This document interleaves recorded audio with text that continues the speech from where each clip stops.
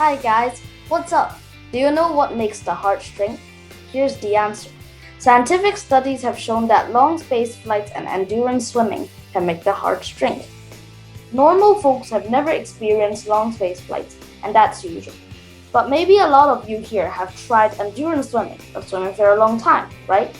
Well, at least not across the Pacific.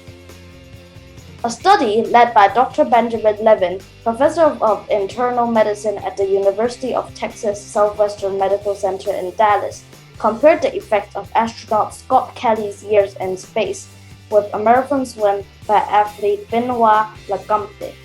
It was concluded that long space flights and endurance swimming could cause the heart to shrink. As you might know, there is only microgravity, or not much gravity, in space and the ocean.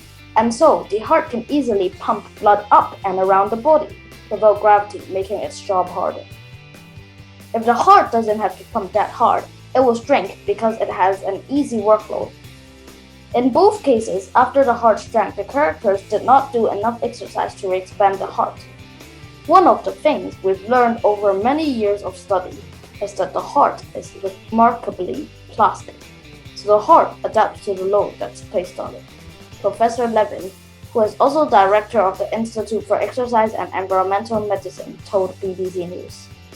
In spaceflight, one of the things that happens is you no longer have to pump blood uphill because you're not pumping against gravity. During the study, Scott Kelly spent 340 days on the International Space Station to allow scientists to study the effect of long-duration flight on the human body. On Benoit Lecomte's side, he tried to swim across the Pacific Ocean, having previously swam across the Atlantic. He swam 2,821 kilometers over 159 days, eventually abandoning the attempt.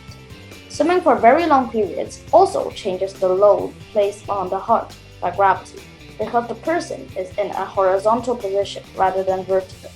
Lecomte swam an average of 5.8 hours per day, sleeping for around 8 hours each night.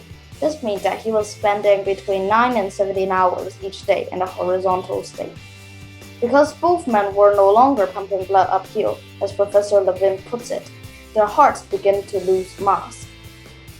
When we look at the left ventricle, which is the place where blood is pumped to the body of the heart, we see about 20 to 25% loss in total mass over the 4 or 5 months that Mr. Lecomte was swimming, said co-author Dr. James McNamara. We saw specifically 19% and 27% of mass lost for Captain Kelly over the year. Exercise, however, counteracts the process of mass loss.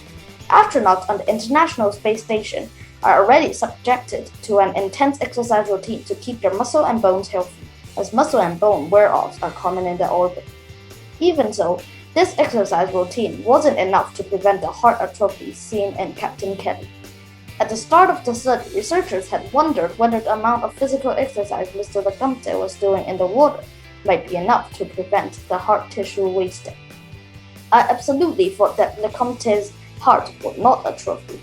That's one of the nice things about science. You learn the most when you find things you didn't expect, said Professor Levin. It turns out when you swim for that many hours a day, it's not like Michael Phelps. He's not swimming as hard as he can. Instead, Mr. Lecomte kicked his legs relatively lightly throughout. It's just not that much activity. Low levels of physical activity do not protect the heart from adapting to the absence of gravity, said Professor Levin. The heart adaptations, however, aren't long-term.